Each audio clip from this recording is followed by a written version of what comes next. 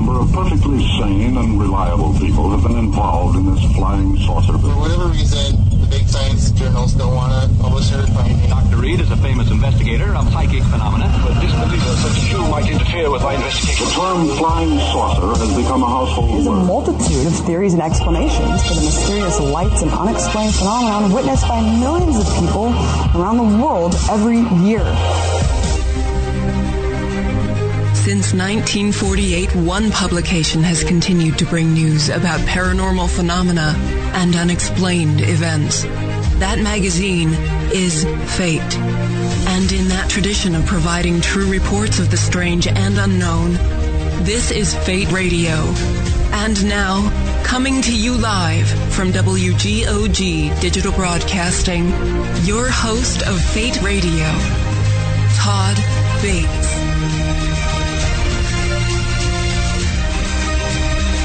And good evening, one and all. Welcome to Fate Radio Live, letstalkradio.net, and FateMagRadio.com. We have got an amazing program planner tonight. We're going to be having Joe Marino on here talking about the Shroud of Turin during the first hour. Second hour, we're going to be joined by the lovely, talented Auriel. We're going to be talking about some psychic phenomenon and house clearings. So definitely join us in chat. You can enter the chat room right there at letstalkradio.net or fatemagradio.com. Just click on the live chat section there. You'll see that. And you can log in through Facebook, Twitter as a guest, because you're going to have some questions this evening. You're definitely going to have some questions. We're going to be talking about a very controversial topic, and that is the Shroud of Turin. Now, this is something that some of you may be aware of. Those of you that are not, Joe is definitely going to explain this. Now, with this, he has a bachelor's in Theological Studies from St. Louis University and is a longtime sindonologist, one who studies the Shroud of Turin. Now, he has researched, written, and lectured extensively on the Shroud of Turin since 1977.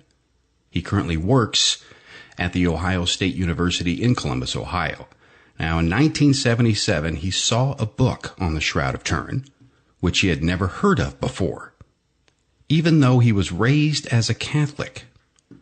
Now, he read the book in one sitting and became fascinated by the subject, and proceeded to collect any material on it and that he could find. I mean, just anything he could find here. Now, in January 1980, he joined the Benedictine monastery, St. Louis Priory there, now which later became known as the St. Louis Abbey.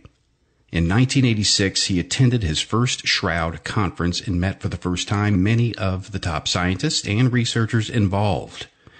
In the early 1990s, he felt drawn to the priesthood and was subsequently ordained in 1994. Now get this, in 1997, Marino received a call from M. Sue Benford, who informed him of her spiritual insights about the Shroud. Now, after many discussions via phone and emails about the Shroud and other spiritual matters, he began to experience God in a whole new way. Joseph felt powerfully drawn to leave the monastery to pursue Shroud research and other spiritual paths with Benford. Amazing. Welcome to Fate Radio, Joseph. Great to have you. Thanks, Todd. Thanks for having me. Absolutely. Now, the Shroud of Turin, there's perhaps some out there listening, Joe, that aren't familiar with it, what it is. Could you briefly describe what the Shroud of Turin is? Sure. It's a linen cloth. It's about 14 and a half feet long by 3.5 feet wide, and it contains the front and back images, full front and full back images of a man who appears to have been crucified. There's evidence of a cap of thorns. There's a wound in the side. There's scourging front and back, head to toe. It has all the characteristics of the wounds that the Gospels describe as having occurred to Jesus of Nazareth. Very interesting. Very interesting. And, that being said, we've got a question here already from the chat room. Brenda is asking, Joe, would they be able to do DNA testing on the Shroud if they were allowed to? They kind of did a little bit of that back in 1995. There's several problems with that. One is that we don't have Jesus' original DNA. So whatever you get off the shroud, there's nothing to compare it with. And then secondly, over the centuries, many people have touched the shroud and left their own DNA on it. Mm-hmm. So it's really not a viable technique to garner information about Jesus. Okay. Now, the carbon-14 testing that they did on that, I believe they did that back in 1988, right? Could you explain what that is and how that process is actually conducted on something? Well, they burn a piece of the material, and they compare the C12 ratio to C14, and they can tell when the object originated. And most objects that are carbon dated have been, in the ground or, in circumstances that in which it's protected. Mm-hmm. The problem with the shroud is that it's been, exposed to the open air and touched, and it probably was not a very good object for carbon dating. And it was made worse by the fact that the area from which they took the sample was an area that was always held when it was held up for exhibitions. And even though they had a planning meeting in Turin in 1986, 2 years before the 88 dating, to try to determine protocols. And unbelievably, when the time for the testing came, they threw out all the protocols and they spent over an hour that day trying to decide where to take the sample from. And in fact, they took it only from one corner. The original protocol dictated that they were supposed to take it from multiple places on the shroud. That way you have some control, because if you only take one sample, you don't know if that's representative of the whole cloth. Right. And that's apparently what happened. They got a sample that, by all indications, was probably repaired, and there are several other reasons why it could be off. But there's a misconception among the public that carbon-14 is practically infallible, and that's not true. Now, it can be very accurate if all the conditions are right. Okay. But things can throw it off, and archaeologists are used to throwing out a carbon date if it doesn't match with other data. And sometimes they don't even know why it's off. But you have examples of things being dated into the future and things like this. So it's not infallible as a lot of people think. And I think it was just poorly done. And I don't know if they'll ever do another one. Perhaps new technology. There are other dating techniques, and some Italian scientists have tried some of those recently, and their findings indicate that the shroud could indeed come from the 1st century. So they're finding this evidence that it is dating back to that time, but they've conducted one test, and that was done incorrectly, as you stated, and they're afraid to do another one. I feel that they're afraid. I mean, this is my opinion. I think they know the answer lies within there, and perhaps they're afraid to disclose the truth about the whole thing, and they want to keep it a mystery. What do you think, Joe? Yeah, I tended to think that they're happier with it remaining a mystery. That way people are kind of still attracted to it. But I think, if you're in the business of trying to save souls, mm-hmm. I think a better tact would be to let more testing be done, and you can't prove it 100%, but the longer you go not disproving it, I think the better the odds are that it really is authentic. And, given today's technology and how much better it is than the technology they used in 1978, who knows what they could find.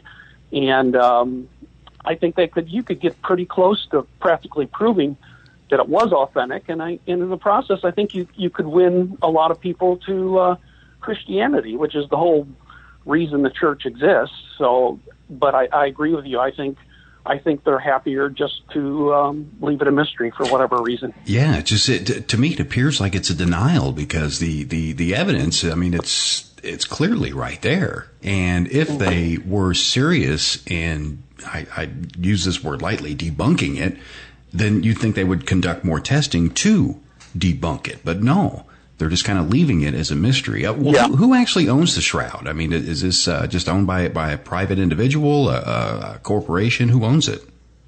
It used to belong to the House of Savoy, which is the ruling family of Italy. And the last surviving king of Italy died in 1983. And at that time, he actually willed it to the living pope, not to the church as a whole, but just to the living pope. And I think there was a good reason for that. I think he felt that would give the pope a little more control, whereas if he, gave it to the church, then they'd be arguing all the time with the cardinals and whatnot. So the pope really has the say about it. And so the church was the custodian before that. They, took care of it for the king, but officially now the living pope is the owner. Wow. Now, that being said, what's the Catholic Church's position on the shroud? Do they kind of hold this in a locker as well? Are they open about it? Any changes coming forth with it? They use a kind of a term that kind of makes you wonder what they're saying. they basically use the word symbol. They don't want to call it a relic, and they don't want to call it an artifact. Symbol sort of kind of keeps it midway there, kind of keeps you muddled in the mystery. There is going to be another public exhibition in 2025. I have not heard anything about future testing, although there are several groups around the world that have petitioned the Vatican for more testing. And in fact, I'm part of a group that we're going to be coming out soon with something to send to the Pope. I can't get into any details at this point. Right. But we're hoping that Pope Francis will let the Church, give it back to the scientists. Pope John Paul II, when he saw it in 1998, said that the authenticity is really a matter for the scientists. And since the Church did let, the American scientists in 1978 study it, it'd be nice if they let another group in. There's not many left from that original group, because this is the 40th anniversary of that testing in 1978. There's still a couple active people, but I'd love to see them allow new testing. I think they could find out a lot, and that will remain to be seen. Yeah, and to me it makes complete sense not to take something like this, of this magnitude, that has the answer of all answers, and just letting it sit there, or using it as a symbol, as you said. They have stranger things that they consider relics. I mean, this is something that covered Jesus back in the day, and the markings on the shroud. Let's get into this in some detail. How do you feel that the markings, the facial features, the wounds, how do you feel these were etched onto the shroud itself? That's the big question. The shorter answer is that nobody knows still. This is interesting. The shroud is literally the most intensely studied artifact in human history. Not the most intensely studied relic or religious object, the most intensely studied object in human history.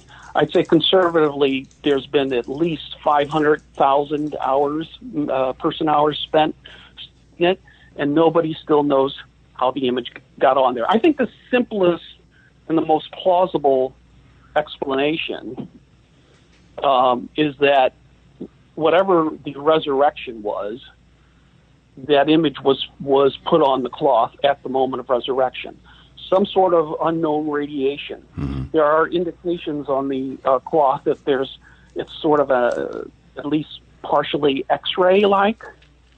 There's no known radiation that can duplicate it exactly, but some Italian scientists back in 2011 did an interesting experiment. They have an ultraviolet Oh, gotta love live radio. I my goodness. Looks like he had an issue there with his phone here, folks. So just stay tuned. We're going to take a quick break here. When we come back, we're going to talk more with Joe. We're going to get him reconnected. More Fate Radio. Stay tuned.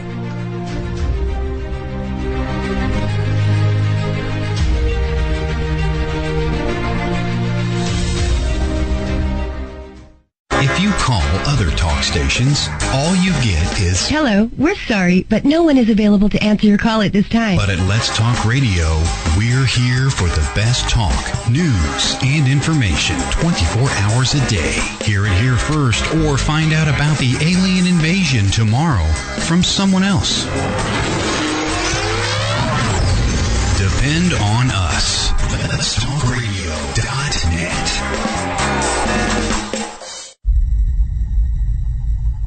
In 2012, Keith Linder, after successfully obtaining a management position at a prestige healthcare company, decides the time is right for him and his girlfriend to move in together. That's putting things lightly. Weird things begin to happen within days of moving into the modern suburban home. The horrors they witnessed and desperately tried to fight off would end up putting them at the odds with members of the paranormal community and themselves. This gripping story, told from the house occupant's point of view, not only lists tales, but also includes pictures, video reenactments, commentary, and audio of the events being reported. Author Keith Linder does not ask you to believe him. He only asks you to listen. The Bothell Hell House by Keith Linder, now available on Amazon. The book, The Bothell Hell House. The author, Keith Linder. Order yours today on Amazon.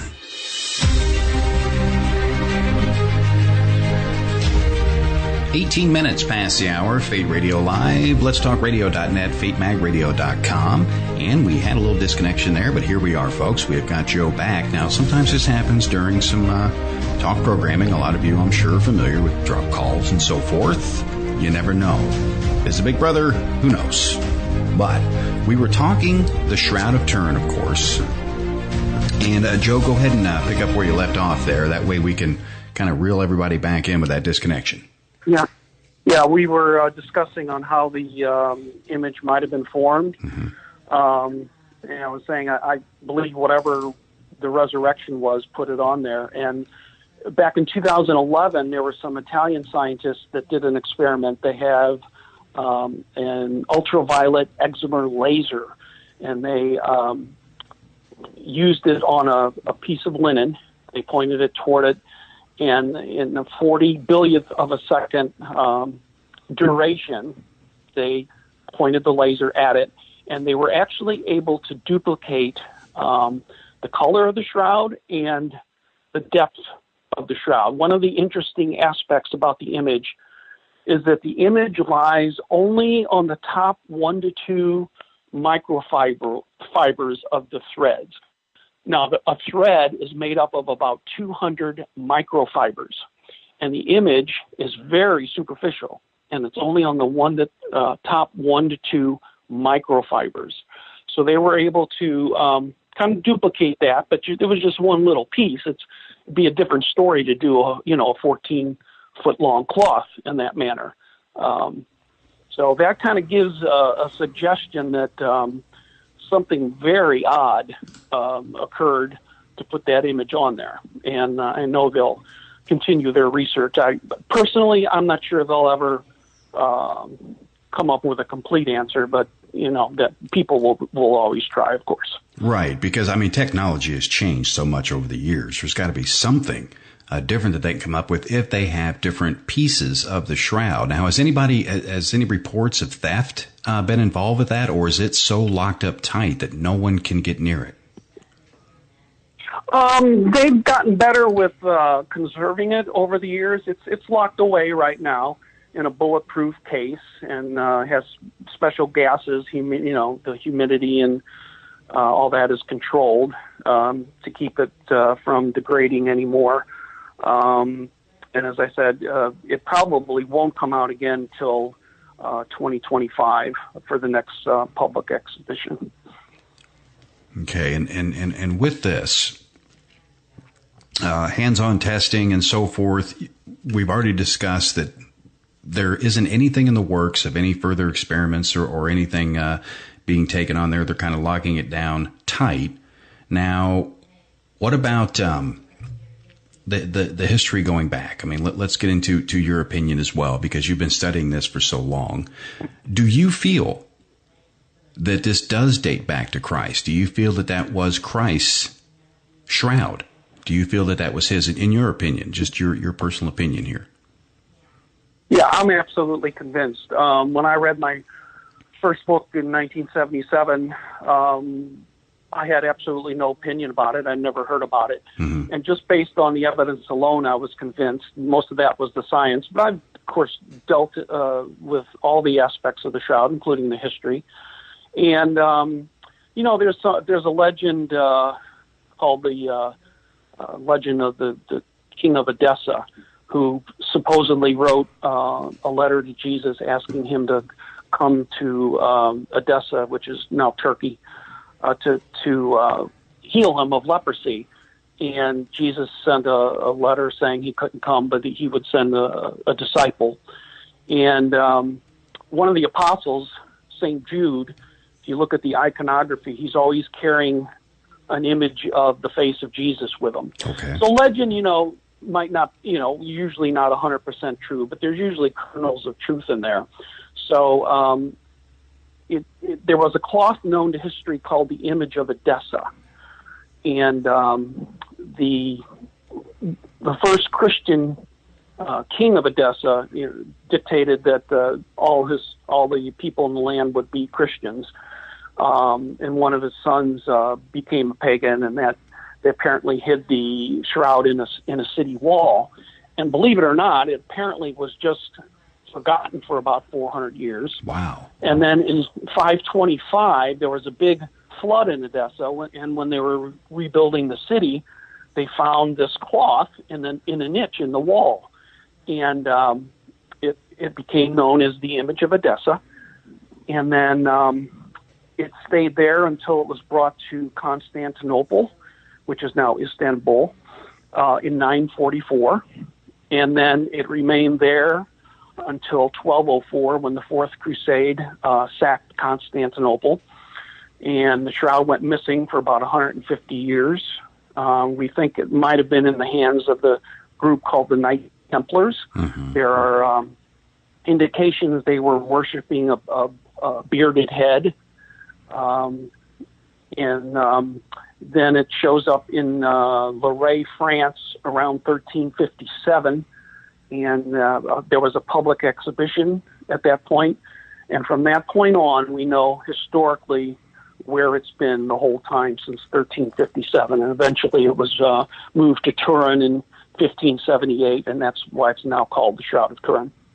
Amazing. It has exchanged so many different hands, and there have been documented reports of people worshiping that, like the Knights Templar. I mean, this is they're obviously protecting it. With this, that's what completely throws me off, is you have this answer right in front of you. Now, this is the end all to all questions regarding religion or any kind of Messiah or second coming. All of this answers that question, Joe. But it's almost as if people are terrified. I don't know if it's a fear of God or just a fear of knowing with this whole thing, because you think they would throw this down in front of a team of scientists to say this ironclad, this is done, this is tested, this is proven, we don't have any DNA from Jesus Christ. However, this proves that it is him, and that's what completely throws me off is why it's got to be that they have to be terrified of what could happen if this was discovered. Perhaps, I don't know, but somebody has to wake up and get this done. But what about miracles and things associated with the shroud? Have there been any kind of miracles or anything happen? Surprisingly, there is not a lot, but there is one well-documented story from about the 1950s. There was a little girl in England, and there was a World War II British veteran, Leonard Cheshire, and he petitioned the Cardinal of Turin to bring out the shroud and to lay on the the lap of this little girl who had a disease that doctors said she wouldn't live to be a teenager. And Cardinal of Turin agreed to that. So Leonard Cheshire brought this little girl, Josie Woolham, to Turin around 1955. And they brought it out for her. They laid it on her. There was not an immediate cure, but eventually she did grow up to be an adult, had a family, and actually attended the public exhibition in 1978. So given the fact that she wasn't supposed to live to be a teenager, that might qualify as a miracle. Okay. All right. And some inconsistencies here in the shroud. Let's discuss that here with the carbon-14, the sample. What are some inconsistencies that they came across when they were analyzing this? Well, I wrote a 3-part, 175-page article about the problems with the C14, and it's hard to know where to begin. Yeah, this is the meat of it. This is what we definitely want to discuss. Is this carbon-14 dating?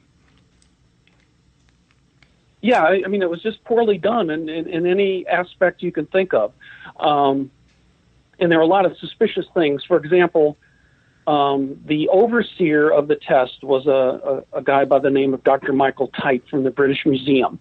He was supposed to coordinate the efforts of the 3 labs that studied it and tested it, which is University of Arizona, University of Oxford, and an institute in Zurich, Switzerland. And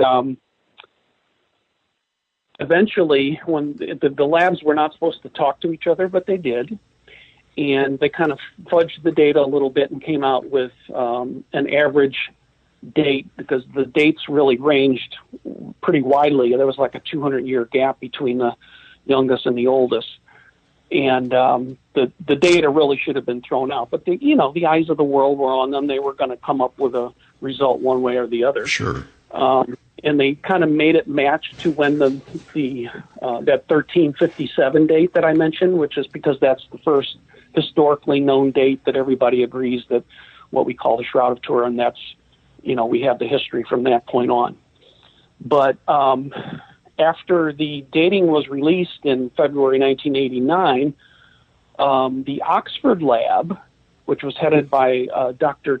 Edward Hall, was given a £1 million donation, ostensibly for having proven the shroud to be a fake. And after they got the donation, Dr. Hall retired, and guess who got his job? Oh, my. Dr. Mike White, the supposedly independent overseer of the 3 labs. So that doesn't smell good at all. Mm-hmm. And there's things like that from beginning to end. Poor planning, poor execution, you name it. It was just, I just constantly scratch my head and wonder how the most important test of the 20th century could have been so poorly executed. I agree. And do you think that they were withholding any information maybe that they'd found? Do you think they falsified some things, a little bit of fakery maybe? Well, as I say, I think they had no idea of some of that earlier history. The C14 labs, they basically knew nothing about the shroud. I think it was really a crime that the 1978 STIRP team, which knew a lot about the shroud, there were 40 scientists plus their associates. They were kicked out or kind of stabbed in the back by the C14 labs, because originally they were supposed to do that C14 test amidst other new multidisciplinary tests similar to the ones that had been done in 78. But some of the C14 people thought that the STIRP team were religious zealots, which was nonsense. There were Jews and agnostics and nominal Christians. I mean, the STIRP is always charged with going over there trying to prove that it was Jesus. They went over there trying to figure out how the image was formed, and they couldn't figure it out. And so they combined the dates of the carbon-14 to come up with a 1260 to 1390 designation, as I say, that, and that 1357 date fits right in the middle of that. So, yeah, I mean, I could write 175 pages with stuff that's in the public realm. I could probably double or triple that if I knew some of the information that's, still behind the scenes. It was a travesty. That's all one can say. Yeah, that's the only thing I can think of is they have to be holding something, hiding something, because you're dealing with perhaps one of the most cherished pieces of material on the planet. And the dating itself, the carbon-14 dating, it just seems like a botched operation. Where did they cut? What part of the fabric did they take? Did they take just any random corner? Was this something that had any of the etching on it at all? What area did they take it from? They took it from the lower left frontal image, and that area and several of the other corners actually too had been cut over the years for relics. And ostensibly, the reason they took it from an area that had been cut on was they felt that it wouldn't deface it too much more. But then, you sacrifice accuracy. Mm-hmm. As I say, you don't know by only taking one piece from a questionable corner. You don't know if you have a representative sample. And in fact, one of the STURP scientists did find dye, cotton, and cotton would be used in a repair because it takes dye better than linen does. He found a splice, the end-to-end, the cotton and linen thread. He found the gum that attaches the dye to the cloth. The chemical signature of that corner, they looked at pictures taken in 1978, and that corner has different chemistry signatures different from the main part of the cloth. It was just they were advised not to take it from that corner for a variety of reasons, and they still took it from there because the scientific advisor said for expediency. Mm-hmm. I think it was just to appease the public to say they did something. I don't know. Me personally, I think deep down they know because it's obvious that you wouldn't take it from an area that has been repaired that isn't genuine. And there would be some kind of authorization if they were serious about this testing to take it from an etched area. Now, there's of course, rumors out there going around that this is just a painting, Joe, just a painting of a man. And, it was made almost like a hoax back then. What do you say about that, and how is that disproved? Well, there is no paint, pigment, dye, stain, apart from the dye that was found in that corner. None of those are found on the shroud. If you paint an image, it's going to go down through the cloth. It's not going to stay on the top 1 to 2 microfibers. And you also have to think, if you look at the makeup of the 1978 STURP team, I mean, these were guys that worked on our space and nuclear programs. Mm-hmm. They brought 4 tons of the best equipment available in 1978. How long do you think it would take for them to figure out if there was paint on the cloth? Now, several of them actually thought that they would find paint in 5 minutes and would, either go home or just enjoy a week's vacation in Italy because they were there. Right. There is no paint that makes up the image. It's basically the color of that you see on the shroud is the cellulose of the linen has been affected. It's sort of like, if you leave a newspaper on a windowsill and it becomes yellowish. Good point. That's a change in the cellulose. That's sort of like what happened with the shroud. It's not that yellow you see on the newspaper it's not because somebody poured something yellow on it. It's because the cellulose in the paper has changed chemically and it looks yellow now. That's sort of an analogy with the color on the shroud. And, that, the discoloration of the shroud itself, but the image. Now, this, let's go into how detailed the image was. For those that haven't seen the Shroud of Turin before, let's go into how detailed this is, Joe. Now, you have facial features. What other features definitely stand out that this would be that of Jesus? What other features on there are unmistakable that this would be a crucified individual? Well, a lot of pathologists have looked at it, and they've said that they could practically do an autopsy because the images are so clear. And another interesting point about the image is that when you look at the shroud with the naked eye, it kind of just looks like a caricature. You can kind of make you can see the outline of the body, the front and the back, and it's not super clear though. And the first pictures of the shroud were taken in like around 1898. A couple unofficial ones were taken before that. The first official ones was taken in conjunction with an exhibition in 1898. And, photography had only been invented, 60 years before that or something like that. Mm-hmm. And they had these big glass plates, and they had to, big cameras, and they'd have to develop it. And an Italian lawyer named Secondo Pia was delegated to do the first picture. And when he brought it back to his dark room, those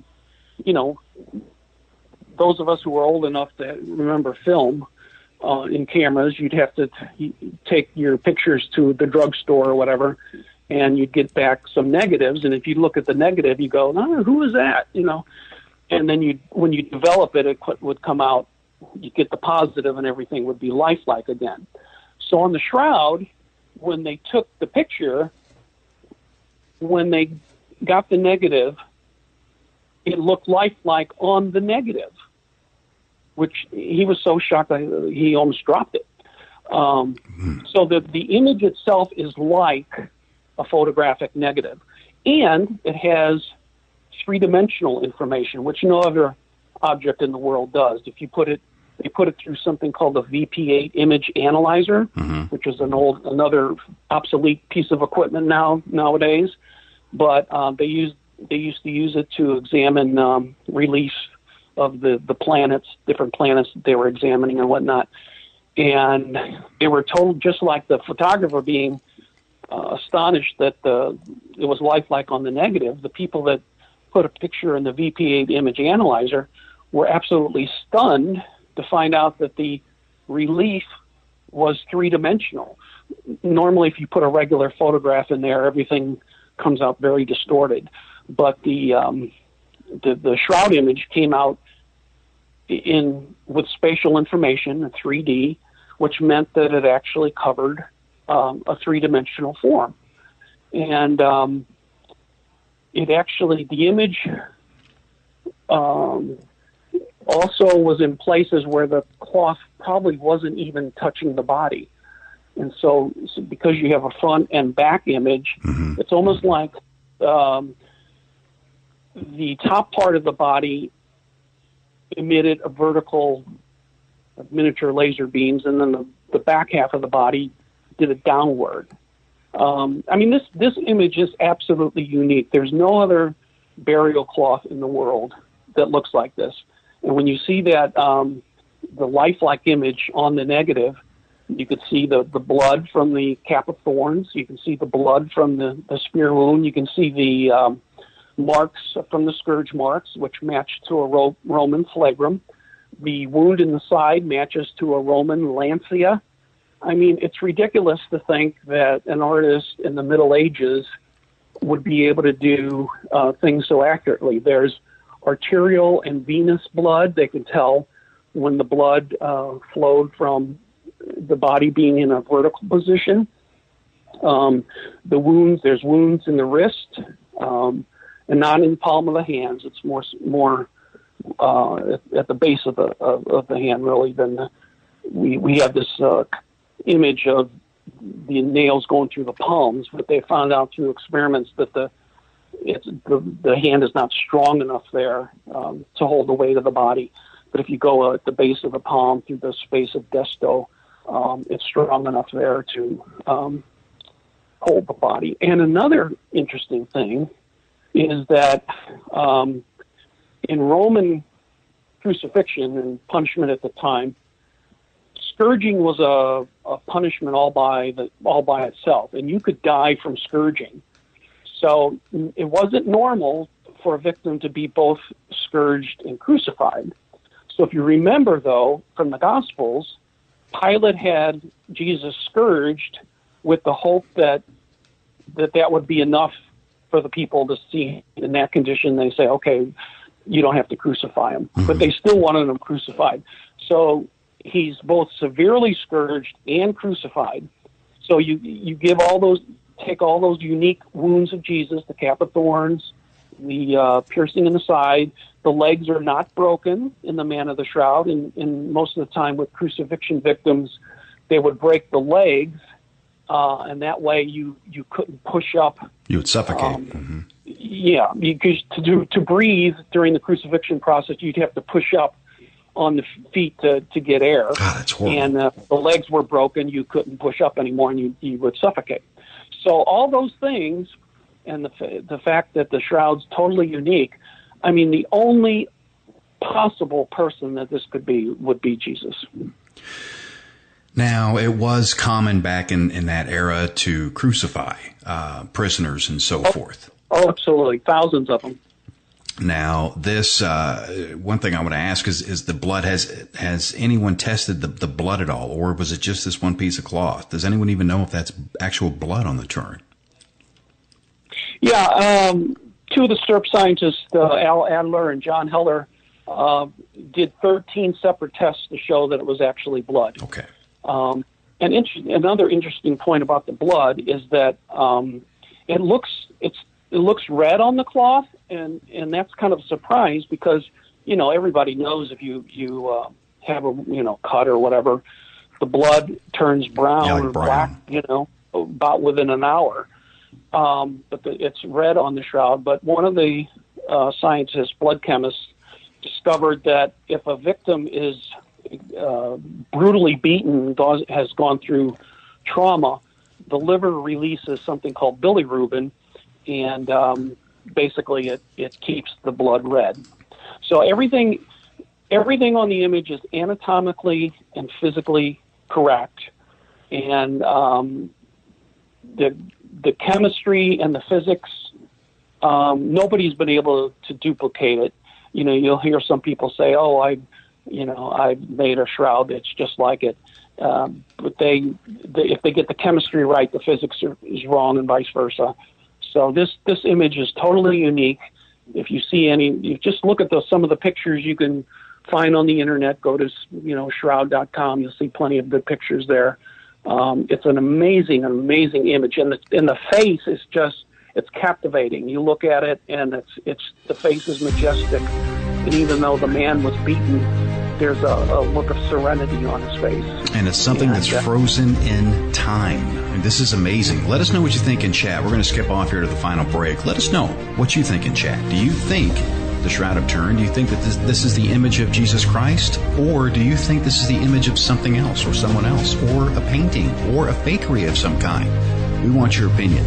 You can enter the chat room right there at letstalkradio.net or fatemagradio.com. More with Joe Marino and the Shroud of Turin when we come back. Fate Radio, stay tuned.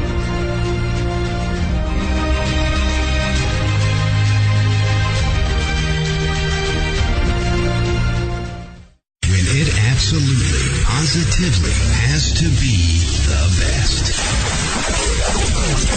WGOG DB Clearwater. Let's talk.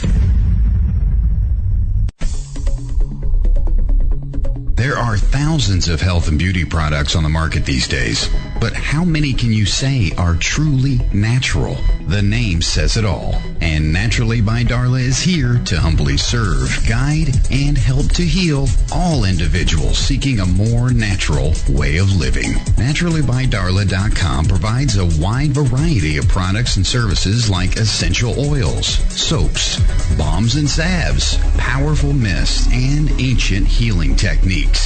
Curious yet? We thought so, and invite you to visit our website, naturallybydarla.com, or call 847-334-1580. That's 847-334-1580. naturallybydarla.com. Humbly serving for over 10 years. Naturally.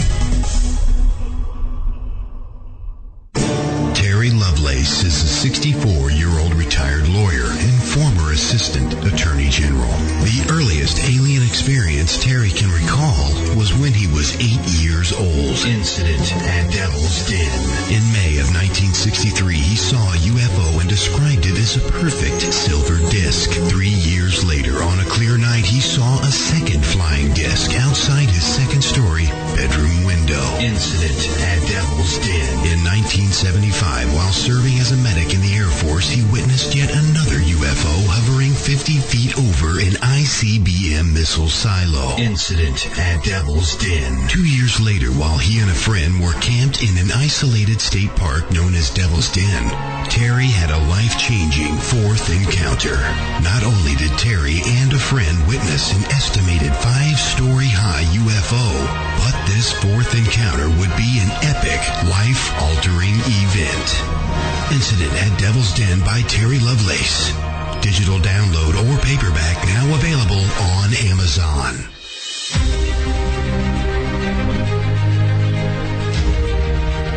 "47 minutes past the hour. Fate Radio Live here. Let'sTalkRadio.net is where you need to be. Those of you just joining us and you missed the first part of the program, don't worry. We have you covered. Everything's being archived, and you can listen to those about 30 minutes after the live broadcast. I know a lot of you are out on the town this evening, but you can just go to Let'sTalkRadio.net and select where to listen to. You can subscribe to iTunes free of charge, iHeartRadio, Google Play Music, or you could just download it right there via Spreaker. iHeartRadio and Spreaker are sponsored by Paranormal Experience Radio right here on Let'sTalkRadio.net. Thank you, Kat. Now, coming up second hour, don't forget we have got the lovely and talented Auriel Grace. She's going to be joining us here. We're going to be discussing some things in the metaphysical world in addition to some handy tips and tricks on how to clear houses. Yes, that's coming up second hour. Right now we're talking with Joe Marino, of course, the Shroud of Turin, and we are definitely turning some heads and making some of you think out there. Is the Shroud of Turin that of Jesus Christ, or is it a fakery? And Joe, I have to say you have had some convincing evidence here for the latter, that it is something amazing. It is Christ himself. This is something that it's going to be the talk for generations to come. I don't think it's going to be solved anytime soon. I'm hoping, Joe, that they do release this for further testing. You think the obvious, what about if people band together? How many people would it take, Joe, to get this released for testing once again? I mean, isn't this protected by the people as well? Yeah, there have been several petitions already and stuff, and from what I've been told, those really don't do much. I'm not sure what the answer is. I guess people, we'll keep trying, but I guess you really have to have the right pope in office who's interested enough to give the okay. Pope Francis has a chemistry background himself, so he's familiar with the scientific method. I don't know if he'll allow something or if we have to wait for another one or two down the line. But gosh, I would really just love to see more testing, because there's just so much more that could be found out, and it could be such a help to people around the world. And boy, I mean, given the state of the world today, we need something positive like that. And you were saying before about people being afraid of it. Mm-hmm. I think that's a true statement, because it points toward the big questions of life of, who are we? What happens when we die? Mm-hmm. Those are big questions. And for some people, it's easier to say, oh, it's probably a fake, even though they haven't done, much homework on it. But, there are people out there. I've been studying it 40 years myself. I know people that have been studying it 50 and longer. it really grabs you. And I used to lecture people, say, "Oh, I'd like to know, get more interested and find out more about it." And I said, "Be careful. Once you get in it, it's hard to get out." But it's a fascinating subject, and I know I'll be doing it the rest of my life. Which is great, because I can't think of a better person researching this, because this is such an eye-opener for people. I mean, there's a lot of comments in chat, as far as testing and so forth, actually being cheaper than what it was back in the day now. I mean, these things are readily available. You could take this to any university, any huge university with a lab. Anybody would welcome this shroud for testing. I mean, anyone would, but it's something that's being hidden from all of us. And it's just not fair. We should have access to this. And I know that they lock up things in the Vatican and so forth. We'll never see them again. The Illuminati, perhaps. Who knows what all this is turning around, Joe? I mean, there's just so much to protect it. But again, this is the answer to all answers. This is something that if we did find out for sure that this was the Messiah himself, and all of this was etched. The shroud is a miracle in itself. If it was etched and radiated into this cloth, everything would completely change. I think. I don't know if society can handle it, Joe. There may be widespread holy wars all over the place. This would end all of it, wouldn't it? Well, I mean, an authentic shroud is a problem for other religions, for one thing. A lot of it, like there's Muslim groups and whatnot that say that the shroud shows evidence of that the man on the shroud was alive. Well, that's just not true. All the doctors have said there's a pre-mortem blood, and there's post-mortem blood. Mm-hmm.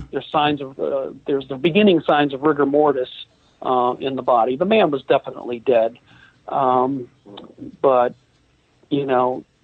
I just wish they could let scientists in and do more like they did in 1978. Agreed. I mean, all it would take was one more, especially with today's technology. But my goodness, this time flies by, and we're definitely going to have you back on the show again, Joe. This is just an amazing, fascinating topic. If you could just go ahead and the mic is yours. Information here about how they can connect with you, any books you have, anything you want to get out there. The mic's yours. Okay. I wrote a book in 2011 called Wrapped Up in the Shroud, a former monk's, I'm forgetting my own title. Anyway, it's available on Amazon. And for some reason, if you look up my name, if you search by my name, it won't come up, but it will come up under the title. And that subtitle was Chronicle of a Passion. It's kind of a pun. It refers to both Jesus and literally and me metaphorically being wrapped up in the shroud. I have quite a few papers on the Big Shroud website, shroud.com. If you go to the main page there, they have listings of papers, both by title, but they have a separate section of title by author's name. So if you go to the author list and go down on my name, Marino, I have quite a few papers there, including that 3-part, 175-page paper I referred to. I actually gave a condensed version of that at a conference in Pasco, Washington this past summer, and you can find that on YouTube. I think the easiest way to find it is if you put Shroud C14 2017, it'll pop up, and it's about 60 minutes, and that'll kind of give you the highlights of that 3-part article, and you can get it in about 60 minutes as opposed to however long it takes to read 175 pages. Right.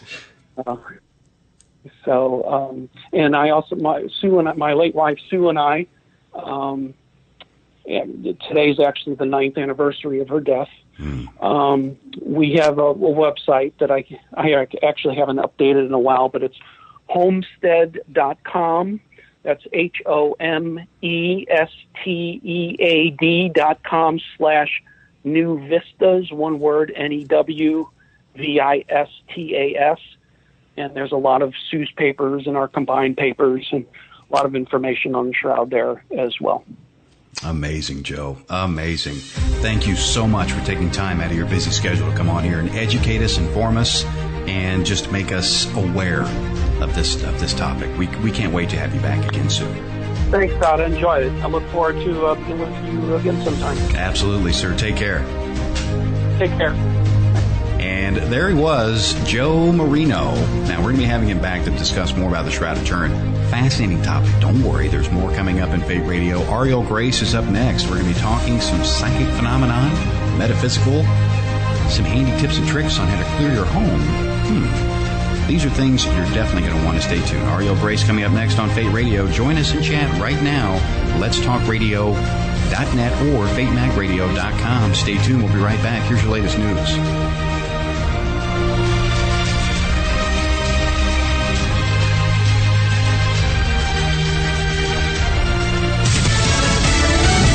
A plan for the troops. I'm Lisa Lacera, Fox News. The Texas National Guard preparing to send 250 troops to the border with Mexico. These deployment activities are being coordinated along with other southwest border states, and this mobilization supports the priorities of the governor and the president in securing our borders. General Tracy Norris, the Texas Guard will begin deploying tonight. This is Arizona Governor Doug Ducey says about 150 members of the Guard in his state will be deployed next week. He announced the troop call-up in a tweet. President Trump said earlier this week that he wants to send between 2,000 and 4,000 troops to the border with Mexico. Talk of additional tariffs on Chinese goods sending the Dow into a tailspin again today. It ended the day off 572 points.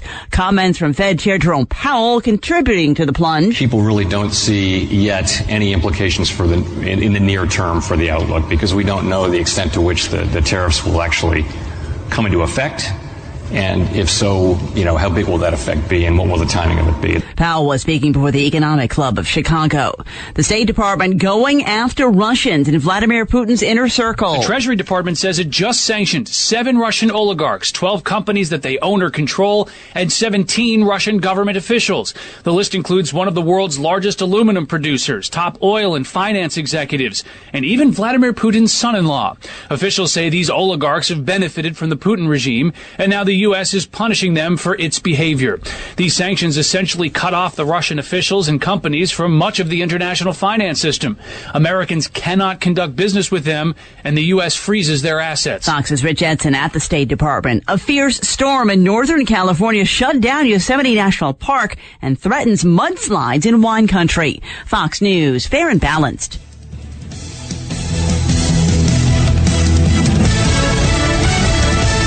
Council.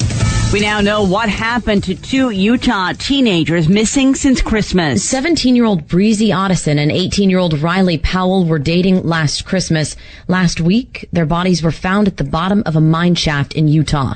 Jared Baum this week was charged with aggravated murder, kidnapping, and other charges that could result in the death penalty. Baum's girlfriend, Morgan Henderson, is charged with obstruction of justice. She ended up telling police where to find the teens' bodies. She said she'd been friends with Powell and had invited the teen couple to the house she shared with Baum. When Baum found out, Henderson said he exploded, bound the teens up, and beat Riley the boy while making the girl, Breezy, watch. Then she says he slit her throat and threw her into the mine shaft after Riley. Jessica Rosenthal, Fox News. The first native Hawaiian to serve in the Senate has died. Former Senator Daniel Akaka, a Democrat from Hawaii, has died. He was 93 years old. Before retiring from the Senate in 2013, Akaka spent 36 years in Washington, first a member of the House before winning a Senate seat. During his time, he was the only Chinese-American member of the Senate, one of only 6 Asian Americans to ever serve in the Senate. Akaka served in the Army Corps of Engineers during World War II, later serving as a high school teacher and principal. In the Senate, he chaired the Veterans Affairs Committee. In Washington, Jared Halpern, Fox News. The little red tab on the back pocket of Levi's jeans now the subject of a lawsuit. Levi Strauss & Company has sued the French luxury house Kenzo, accusing the company of trademark infringement for putting tabs on its pants pockets, including on a new clothing line featuring Britney Spears. Broadway star Lin-Manuel Miranda has been diagnosed with shingles. The creator of Hamilton tweeting he's been quarantined from his 8-week-old son while undergoing treatment and is staying with his parents nearby. Lisa Lacera, Fox News Radio.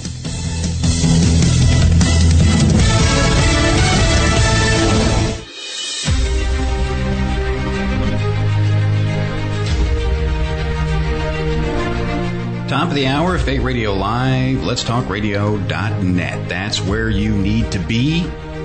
Log in to chat, log in through Facebook, Twitter as a guest. Just get in there. This hour, we have got an amazing individual coming on here. We're going to be discussing the psychic world, metaphysical, and we're kind of going to touch on how to clear some houses.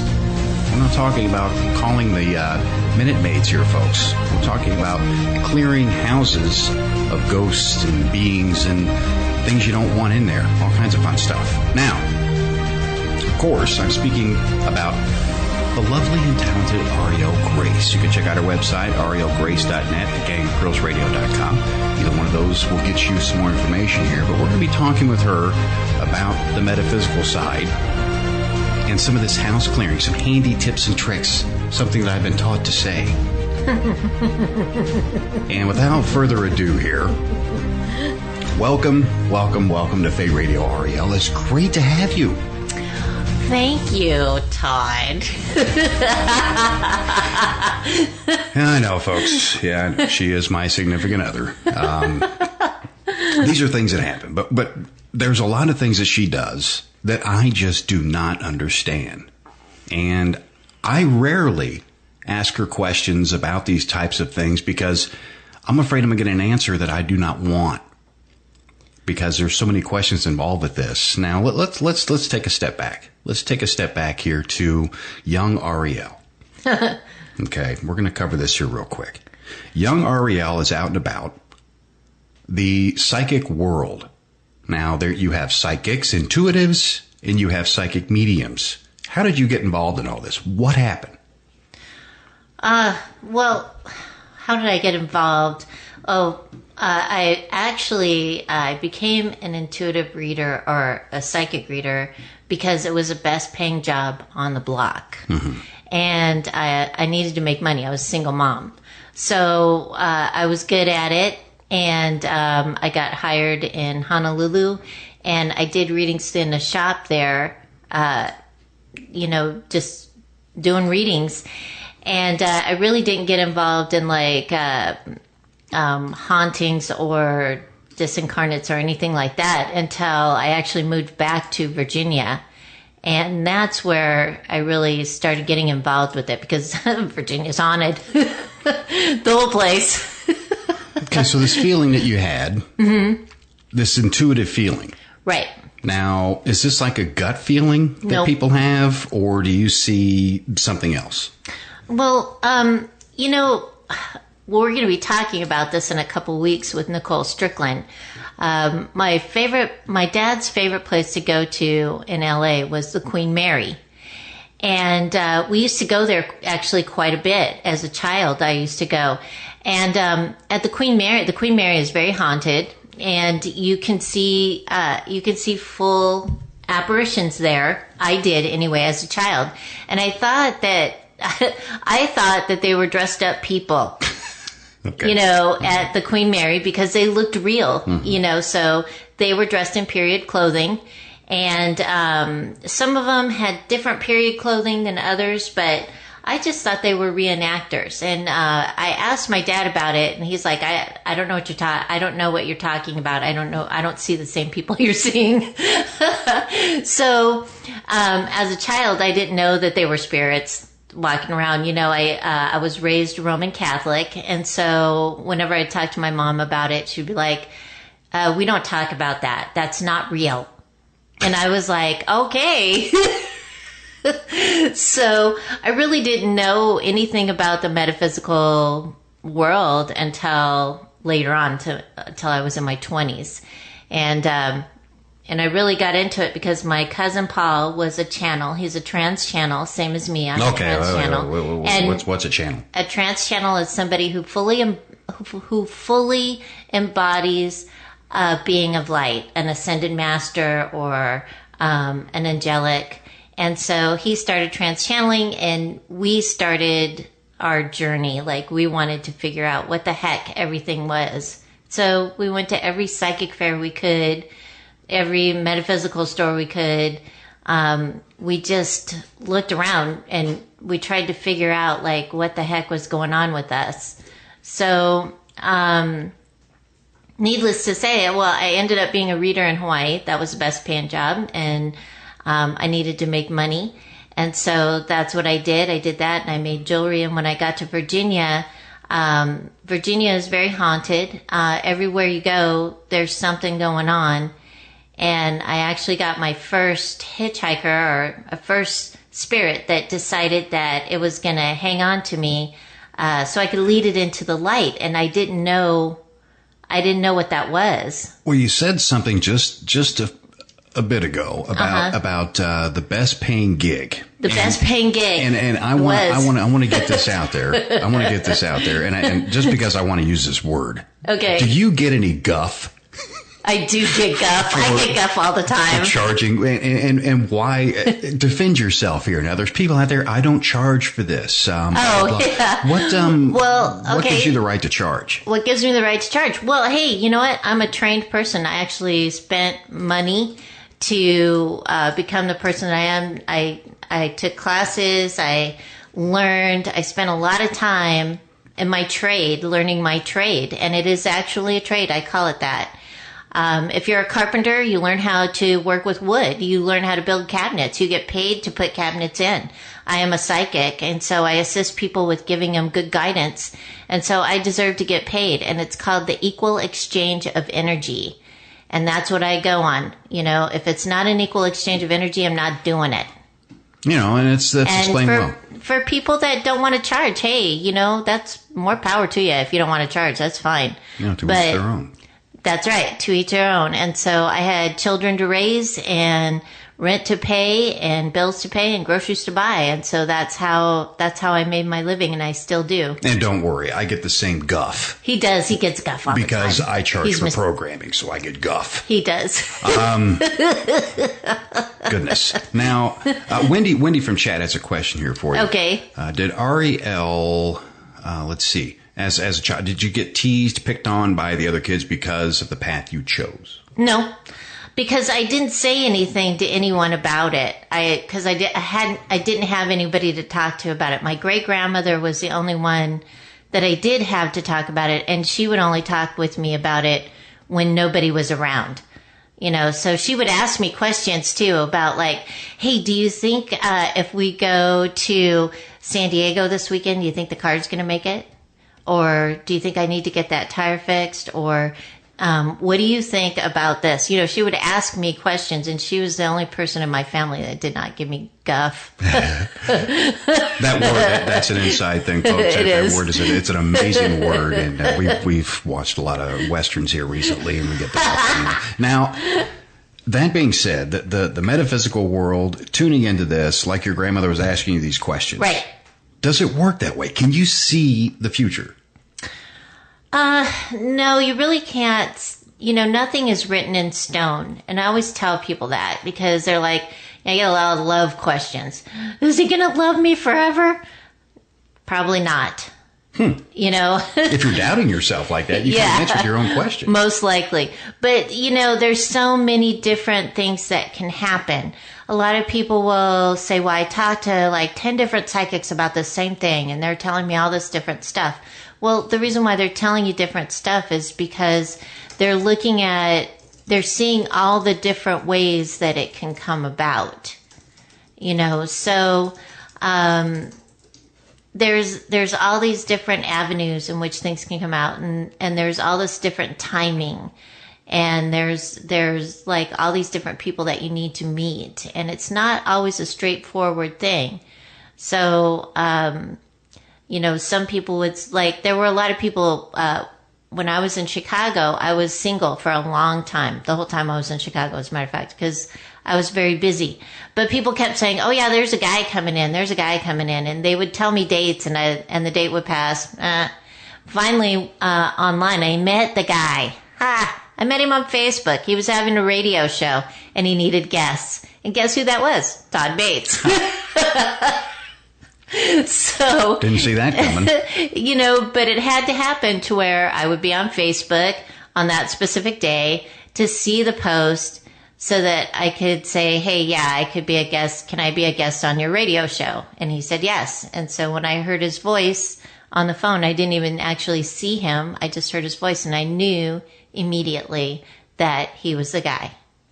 So. And here we are. And here we are on the radio. It's weird how those things come together. I don't know. I mean, these are just things that happen. Right. It's synchronicity. Synchronicity is a part of everybody's future. And when you come in, before you come into the planet, you decide, you make decisions on who you're going to meet, how you're going to meet them, what you're going to do, how you're going to do it. And it just depends on the people that you made those contracts with, like where are they at on this planet and what are they doing and when are you going to meet? When is that, bell going to go off and you're going to have that aha moment? So nothing's written in stone. Everything is really flexible and fluid. And so just being able to allow things to happen and work with what you got is a great thing. So.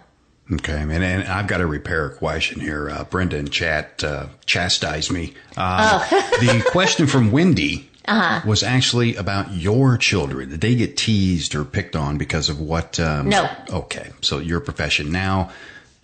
No, they a lot of, in the communities that I worked in, I was very well respected, and I was actually a part of the community. Like in Pagosa, I was a part of that community. I did a lot of community work. And no, they did not get teased or anything like that. In fact, a lot of their parents were my clients. So, the only place that I've been to where people keep it kind of secret is Chicago. Like I had a store in Chicago, and a lot of my clients, instead of coming into the store, they didn't want to be seen coming into the store. They would call me and have telephone appointments. Okay. So that was pretty funny. Now, do you feel that this gift passed on to your children? Do any of your children have this kind of? My daughter Jessica uses her gift quite a bit, but she is not a professional psychic. She does something totally different. Both of my sons are very intuitive, and my granddaughter is very intuitive as well. So yeah, it is a gift that comes through the genetics, and I do believe it comes through on my dad's side more than my mom's side. Okay. Now, do you feel that this is hereditary? Is this something passed on, or with this gift, I'll call it a gift. Mm-hmm. Everyone has it, right? Everybody's got it. We just don't know how to turn it on, or we choose not to. Yeah. Like me. I'm as sensitive as a brick. I want to be closed-minded. I don't want to know these kinds of things. I don't want to know what's going to happen tomorrow. Yeah. Because that could affect what I'm going through today. Right. Well, this is the thing, is that it's really up to the individual to decide how much they want to know. It's how much you want to see, how much you want to hear. It's up to you to decide that. It's not, it is a gift, and it's up to you to decide if you want to use the gift. If you don't want to use it, that's okay. If you want to use it, cool. I've met a lot of parents with psychic kids, and they're like, well, what if they don't want to be a psychic when they grow up? Well, that's okay. They don't have to be a psychic, but you can use the gift for yourself, for making decisions in your daily life. And that's as far as, if you want to go that way, go that way. If you want to become a professional psychic, get some thick skin, because you're going to need it. Because of the ridicule of charging and things? Is that what you're referring to? Seeing these things? No, it's just, psychics have gotten a bad rap for a lot of different things. I have clients that were conned, and they were conned out of thousands of dollars because a psychic told them that they had a curse on their family. And so we get a bad rap for that kind of stuff. But, there's bad apples in all in all things. So there's a lot of paprikash in the field. There is a lot of paprikash in the field. And you've got some smoke and mirrors. Yep, smoke and mirrors, lots of them. Now, you get that in the paranormal field as well. Yeah. But a true psychic, let's get into that here before we go to break. Okay. Because I want to leave on this note. Yes. You have your cliched, call me now for your free reading. You have those type of things. And then you have a true intuitive. Yes. What are some warning signs that people can definitely see and know that this is complete fakery? Well, if a person is going to charge you an incredible amount of money to break a curse, and it takes a lot of energy to create a curse, and it's one person and they say they can break that curse, they're full of BS. If there is a person out there that is trying to tell you that, you have to do something, tell them to take a flying leap off a low bridge. Because you don't have to do anything. It's your choice. This is free will. And yeah, there's a lot of people on the planet that want to have a mission. Well, that's so nice that you want to have a mission. I'm glad you figured it out. But you don't have to tell anyone that you have to do anything. So that have to thing, if they start saying that, just turn around and walk away. Walk away. So there's a lot of different ways that you can figure out if a psychic is there for you to assist you, and those are just two ways of knowing. Don't let anyone tell you have to do anything or that you have to pay an incredible price in order to free yourself of whatever burden that you're carrying around, if you're carrying that burden around. And that makes sense. Right. Because there is such a huge amount of people getting scammed out there. Yep. Like me, giving psychic readings. They're fake, but some people still believe that stuff. And that's what, well, he's saying it, so it must be coming to pass. Right. It's not the case. You really have to be in tune with somebody, right? I mean, you have to bond with them. Energetically, you have to bond with someone to be able to read them, right? No. What you have to do is you have to be connected. You've got to be connected to your spirit guides and angels, because the information doesn't come directly from me or anything like that. And any psychic will tell you that too. Like a real psychic will tell you, my information comes from my spirit guides and angels or from Creator. That's where the information comes from. We're just vessels. We're vessels to hold that information for you. And I'll say something here to validate that as well. Is something came through you because I overheard a reading and you were discussing sound engineering with someone and you have no idea. I don't know anything about sound that engineering. equipment. These are things that I didn't even understand, folks. And this was coming out of her mouth. And she had never... I don't know anything about it. I mean, I was confused. So this is just a little validation that... Right. Something does take over. I'm not saying it, it's like a channeling kind of thing, but the guides and things speak through you, basically, right? Right. Yes. So that's the only way I could explain it. And it's hard. I still kind of cringe a little bit. I'm a little creeped out by it sometimes. The whole juju thing does kind of worry me. But these are things that I've become more open to, and hopefully you have as well throughout this show. You'll become more open to this. But let us know in chat, have you guys ever had a psychic reading before? If so, what were your results? Were you satisfied? Right. Very important. Let us know. Let'sTalkRadio.net, FateMagRadio.com. More Fate Radio and Auriel Grace coming up next. Stay tuned. You don't want to miss this. House clearings. Up next on Fate Radio.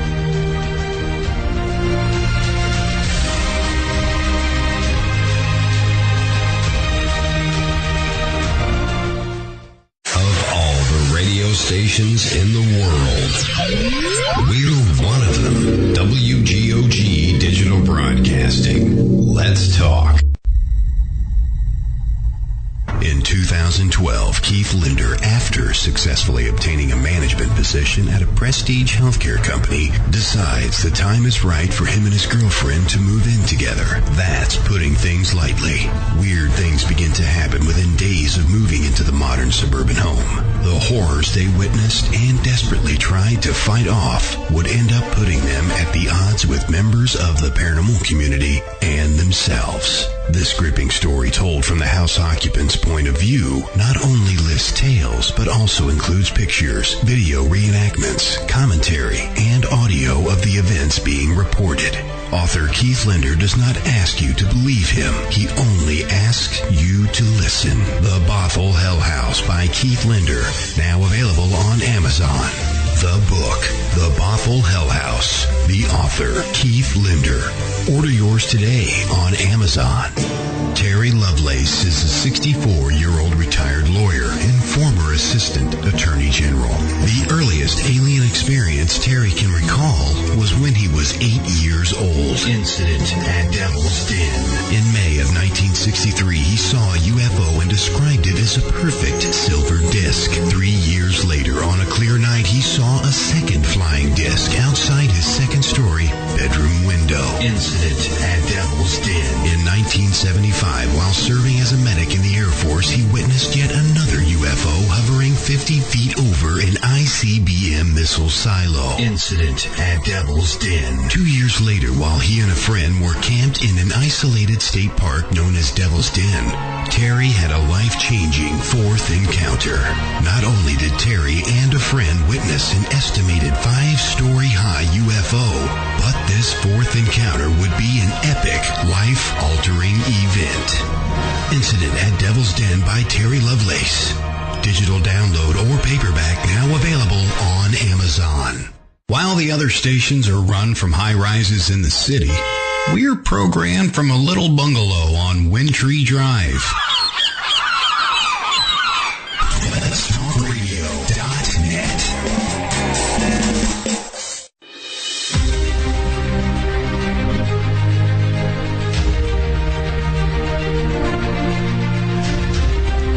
"23 minutes past the hour, Fate Radio Live, Let'sTalkRadio.net, FateMagRadio.com. And if you missed the first part of the show, we've got you covered, folks. Everything is being archived. We'll have that uploaded here in about 30 minutes after the live broadcast. You can just go to Let'sTalkRadio.net, or you can search Fate Radio on iHeartRadio, iTunes, Google Play Music, all of the above. And we have got some amazing programming coming up for you. Don't forget, Sunday night, a gang of girls radio with Auriel Grace, 8 Eastern, 7 Central. Monday night, Surviving Evidence is back. Chris DeCesare and Phil Casey host that, 8 Eastern, 7 Central. Tuesday nights, you have got Keeping the Spirits Alive with John Tobin right there, 8 Eastern, 7 Central, followed by Haunted Voices Radio, hosted by yours truly at 9 Eastern. Wednesday night, the lovely and super talented Kat Hobson joins us with Paranormal Experience Radio, 8 Eastern. And keep your calendars open for April 25th. I want to get this out there. The premiere of Paranormal Evidence Radio is going to be following Paranormal Experienced. Wednesday nights, 10 Eastern, 9 Central. That's going to be starting April 25th. And of course, you've got Ghost Talk with 187 PI, 8 Eastern, 7 Central. Friday nights, followed by right here, Fate Radio, 9 Eastern, 8 Central. All kinds of good stuff going on over there at Let'sTalkRadio.net. Be sure to go over there and check the schedule. Now we're talking psychic phenomenon with Auriel Grace. Now, we were kind of getting into the intuitiveness, how people feel, see. Mm-hmm. Now we're going to kind of switch gears here on one of my favorite segments, the long segment, as I call it. This one's a lot of fun because this is when you can really get into a topic.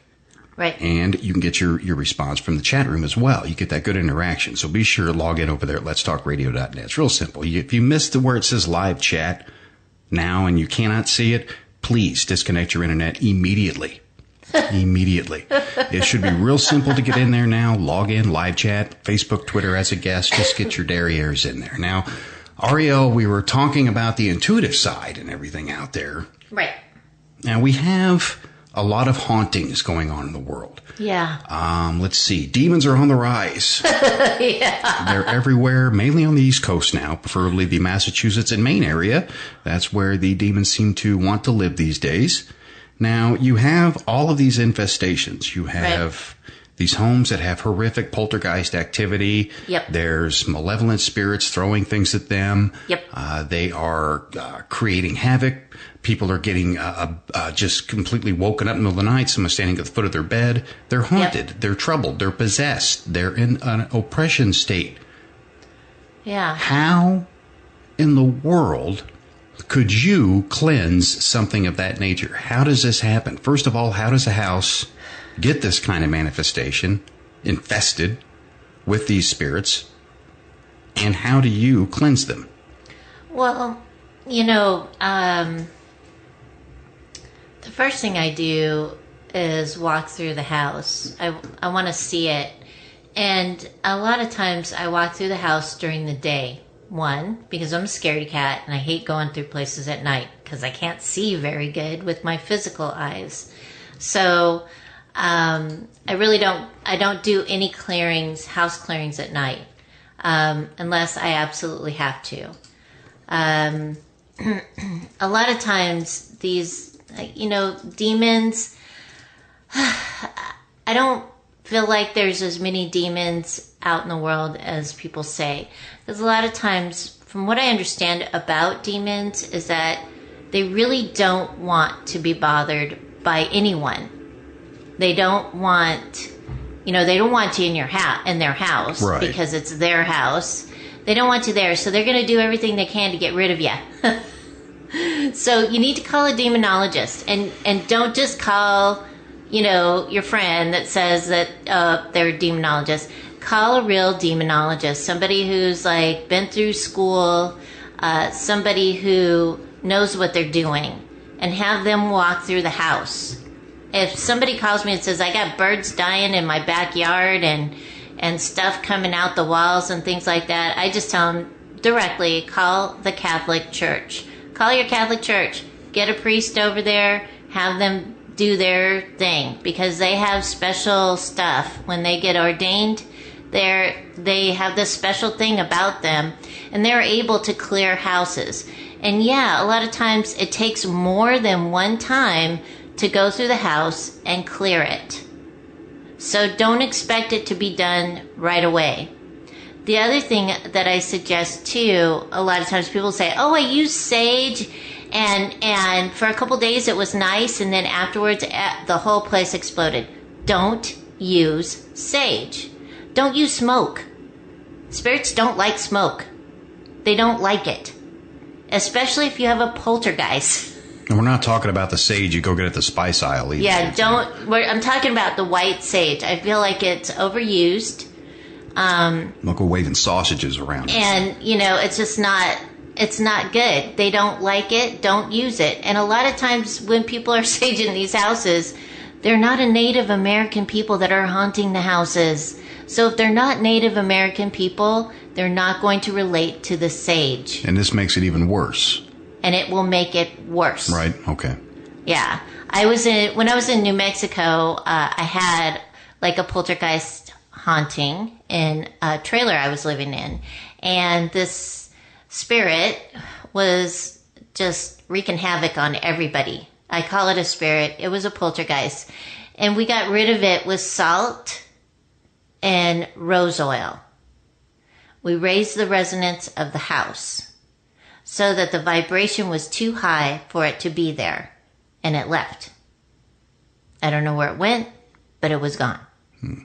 So if you're going to clear a house, you want to clear your space or whatever, you want to use, I have this stuff, I have a blog, it's called Monster Spray.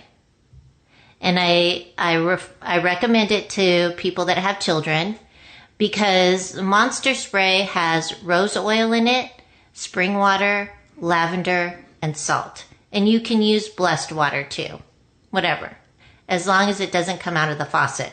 It's got to be good water. And what you do is you go through and you spray your house with it. Why? You use roses because roses is the smell of love. That's why we give roses to our loved ones. Love is the highest vibration of all. And so what that spray, that rose smell is going to do is it's going to break up all the residual icky energy.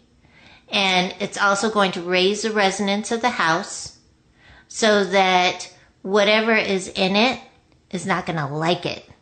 And most likely they will leave. If they don't leave, have someone come in and clear the house. Make sure that the person that comes in to clear the house is somebody who has really good referrals, really good reviews, or whatever. Make sure that they can do it. Because a lot of times people go, oh yeah, I'll come and clear your house. I'll open a vortex, send everybody out, won't close the vortex. What happens? The vortex stays open and everybody's hanging out at the vortex. And I'm glad you mentioned that because portals and vortexes were actually discussed in the episode of Ghost Talk with 187PI. Oh, okay. And they were talking about that. Yeah. So definitely download the archive, catch up, and get better definitions, more definitions on that. But you were talking about the vortex opening and closing it. Right. Now, you can open a vortex. Do you need a board to do that, or can you do this psychically? Nah, you don't need nothing. You visualize what I like to do is I like to visualize a window that when you see through the window, you see sunshine. And you open the window and you say, everything that you so very want and desire is through the window. And you will see every spirit that wants to leave that house line up at the window and go through the window. And as soon as you feel the last spirit, and you will definitely feel the last spirit leave, most likely they'll wave at you. Close the window. Because you don't have to change what the window looks like. The window just needs to look like there's sunlight coming through. You don't have to make it look different. You don't have to make it look like something that you think that they would like, because they're not seeing the window the way you see the window.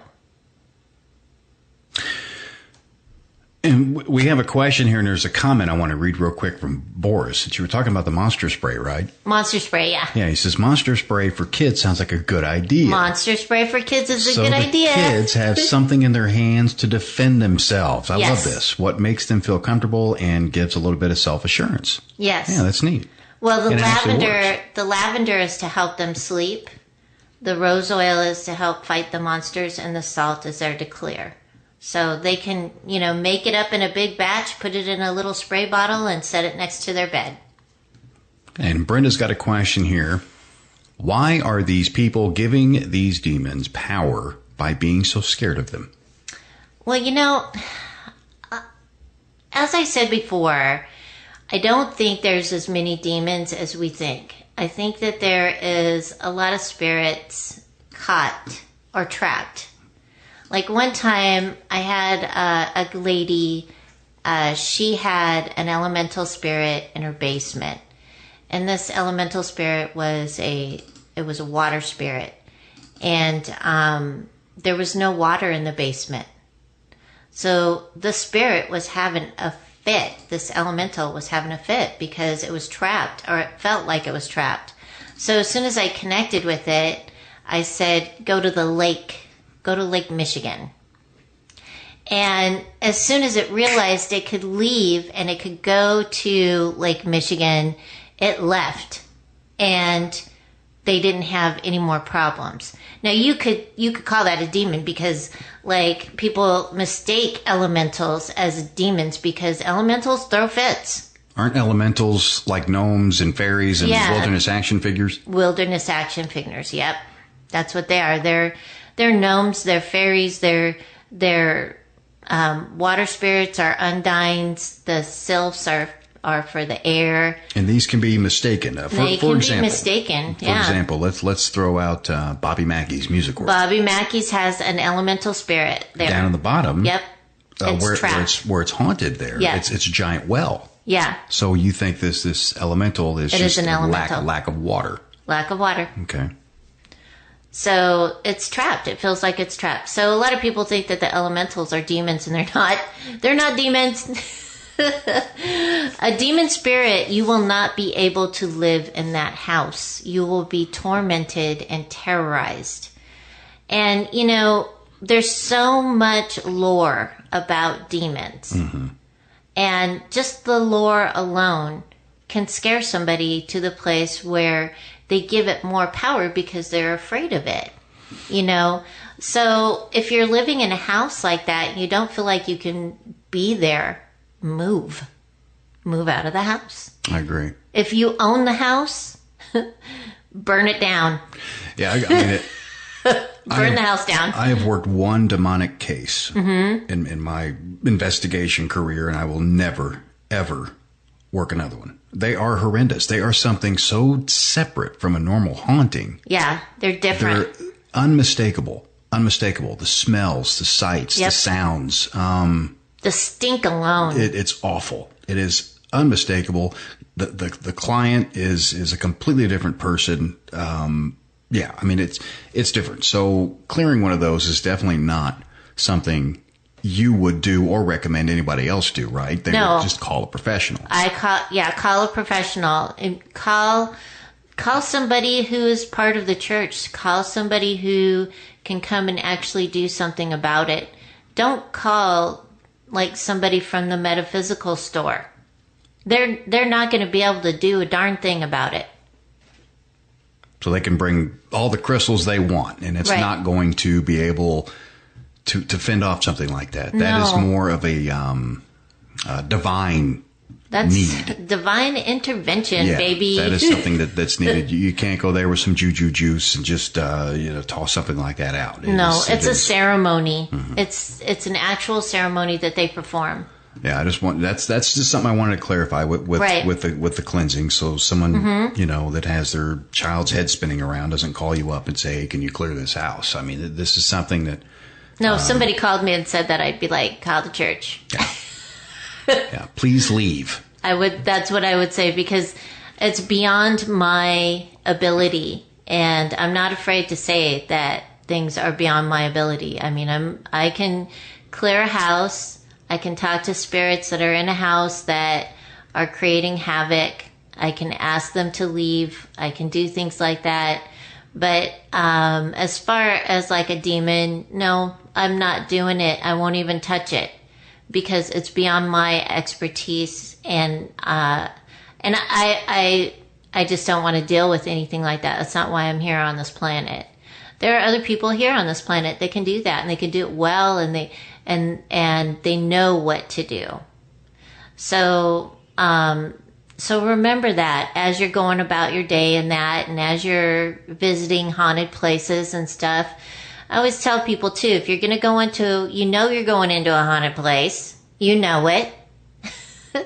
Put something around you, put some mirrors around you that face out. Put yourself in an egg. I want to get into protection because protect yourself before you go in. We do have a lot of investigators listening to the show. Yeah. Some of them are new to the field. Some are veterans, of course, and this is always a good practice for everyone. Yep. But Auriel, what are some ways that they can protect themselves? They're going into some really wicked areas. They're going into jails, asylums, old TB hospitals, mental hospitals. Right. Clients' homes that have God knows what in there. Right. What are some ways that they can protect themselves prior to entering or doing the investigation? Well, prior to entering any place that I feel like is haunted, I always invite and invoke the Archangel Michael to walk with me. So, and all I do is say, I invite you and invoke you, Archangel Michael, to walk with me through this space and place. Guide, guard, and protect me. And that's all I say. And I can feel the energy shift around me so that I know that he's walking with me. The other thing that I do too is I surround myself, and this is a constant thing. I always do this. I do this daily. I put an egg around myself, and with that egg is on the outside of the egg, facing outward, are mirrors. So it's a mirrored egg. So if anything comes at me, it sees itself and it turns and walks the other way. Including myself. Yeah, including Todd. And so, and that's the easiest and best way to protect yourself from anything that would attach itself to you, because you don't want a spirit attachment. You just don't want that. And if you do get a spirit attachment and you can't get it off of you, call someone to assist you with removing it. Because it's not cool to have a spirit attachment walking around with you. It's just not. It just messes up your energetic field, and it'll mess you up eventually as well. So you don't want to have that going on. The other thing that I do too is I do prep work. So I'll ask my clients too, if they're having a lot of activity, I always ask them to put salt down. And you can get kosher salt. Make sure that it goes into a glass or wood dish. The kosher salt, what it does is it absorbs sorrow, anger, and frustration. So put it in like the different rooms. It doesn't have to be in a big, huge bowl. It can be in little bowls. That has to be kosher salt, right? Not like Morton. No, not Morton salt. Don't use Morton salt. Use kosher salt. Kosher salt's the best salt. Everybody's, I could use sea salt. Yeah, you can use sea salt if you want. I don't care if you use sea salt. But kosher salt, you want stuff to happen, use kosher salt. It's pure salt. And that's what you want. You want that pure salt so that it absorbs the anger, frustration, and sorrow. So it's easy to move them spirits out. Just move them out. That way you can just line them up, move them out. Now, practice for that. I've heard, you can put that underneath your bed. You can put it your under pillows, your bed, yeah. Mm-hmm. Your pillows and things. Not that I'd want to sleep with salt, but you can put it under your bed. You can put it on the windowsills, the doorways. You can actually. I did a salt circle around one house in Pagosa that was like, it was horrible, that house. But we had to do a salt circle. We had to do it a couple times to contain what was in the house. And then when we went in the house, we had salt to get rid of the nasty old spirit that decided that it didn't want anyone else living in its house. So as soon as we got that salt in and had the smell of roses everywhere, the spirit calmed down enough to where we could tell it, hey, you need to go. You got to go. It's time. And so it was able to leave after that, but that's what it does. It absorbs all that energy so that the house is clear and you can clear the house of spirits. And Brenda's got a good comment here, put them in the mesh bags. Yeah, you can put them in mesh bags. That way they don't throw them around there and accidentally vacuum them up or whatever. And Wendy's got a question here. Has she used or made black salt? No, I have not used or made black salt. I don't have a use for black salt. I only use kosher salt. And I keep everything that I do, I keep it really simple, because when I get through clearing the house, I sit the people down, the residents, the human residents down, and I talk to them about maintaining their houses, maintaining clarity in their houses, and keeping out spirits, because there's a lot of other things that you can do to maintain your home to where it is not infested, or it doesn't get infested with spirits. Like with Todd, mine and Todd's houses are what I call locked down. Wherever we live, I lock down the house before we even move in. That way I know that nothing's getting in, because we don't want anything in here. So I wrote a book. It's called Haunted, A Psychic Story. You can get it on Amazon. You can go to my website at aurielgrace.net and you can get it there. The links are all there and you can buy it.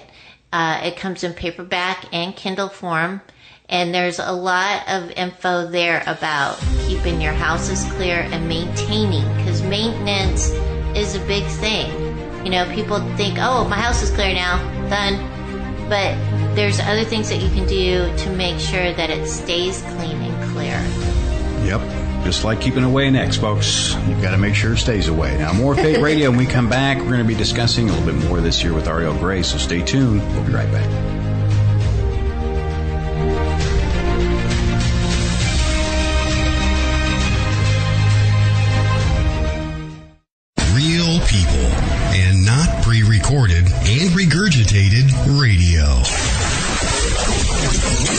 WTOT-DB Clearwater.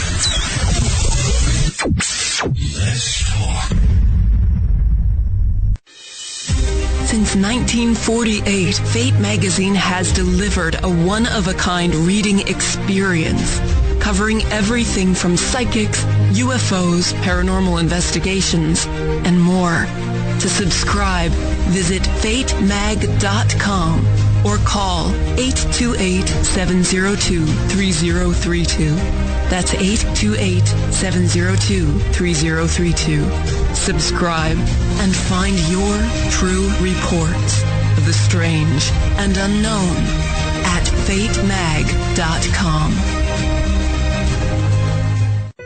Haunted, a psychic story by author and radio host Auriel Grace. This is not your average book of hauntings. Haunted, a psychic story is written from a psychic perspective and contains true stories and some handy tips. Written in 3 parts, Haunted, a Psychic Story contains chilling adventures, advice from the archangels, and helpful tips used by Auriel Grace to clear haunted homes around the globe. Haunted, a Psychic Story is available on Amazon, or you can download straight to your Kindle.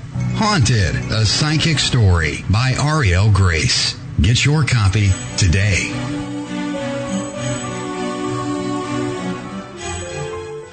Grow your business. At Signorama, we offer customized solutions for signs, branding, marketing, and advertising. We have a full range of custom sign and graphic services to meet your needs, build your brand, and create your image. Look around and you'll see how our specialists help businesses enhance their visibility and get noticed. Let us work with you to understand your unique marketing goals and help you reach them. Signorama, the way to grow your business. Meet with an expert at your local Signorama or visit us online anytime. 47 minutes past the hour, Fate Radio Live, letstalkradio.net. And those of you just trickling in here from the night out, don't worry, here in about 30 minutes, we will have the archive right up there. It's actually before that, but I try to do that to be on the safe side. And you can download that, of course, free of charge at letstalkradio.net, where you'll also find where you could subscribe to the latest episodes on iTunes, iHeartRadio, Google Play Music, and right there on Spreaker. iHeart Spreaker sponsored by Paranormal Experience with Kat Hobson. Thank you, Kat. Without her, well, we wouldn't have much of that, folks. So it's very important. So give her a big thank you out there next time you see her. And we're talking with Auriel Grace about the intuitive world, clearing houses. We've discussed a lot of different things here this hour. There's a lot of tips, a lot of tricks, so you definitely want to catch the archive if you missed any part of this hour. Of course, first hour, we discussed the Shroud of Turin with Joe, and there was a lot of controversy there as well. So very, very important you guys read the rest of the show. And Auriel, thanks for taking time out of your busy schedule here to come on. I really appreciate it. This is something that we rarely do. Yeah, we don't really. We're hardly ever on the radio together. Yeah, something we do not do, and I think we need to do more of it. Yep. Because it'll be fun for us. We both come from different. I'm going to say this pun: parts of the cloth. I had to with the Shroud of Turin being open. So there's things that we agree upon. There's things we disagree. There's things we agree to disagree upon. Yeah. So it's important we get this out. And there's so much with the psychic world that I'm just completely confused about. And I think it's because I'm in denial of my own ability. I choose not to use it. And I don't know why. And this is something I want you to get out to everybody, because I feel there's some kind of juju in me. Okay. But I also try to shut that off. Now, someone else out there who may be feeling the same thing I do, they have, maybe premonitions or deja vu or something of this nature. Right. They have some kind of ability. What are some things we can do to feel better about it and perhaps use it? Well, the first thing that you have to do is trust yourself. That's the biggest thing, is trusting the self, trusting what you're hearing, and knowing. You can. I have a lot of information out there for people who want to learn more. If you go to aurielgrace.net, you're going to see Clarity 101. Clarity 101 is a blog that I've been writing for about 8 years. and there's a lot of information there about the paranormal. There's a lot of information, metaphysical, spiritual stuff. So there's a lot of stuff there that you can check out. It's free. It's for everyone. And I've written several books.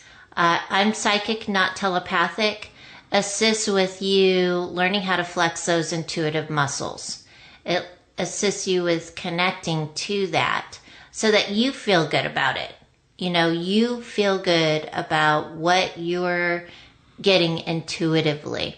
And I'm going to say this, is that I've been with Todd on a couple of investigations, and he is truly a scientist. You know, he wants to know, he wants to check it out. He's very particular about his way of doing things, and I totally respect that.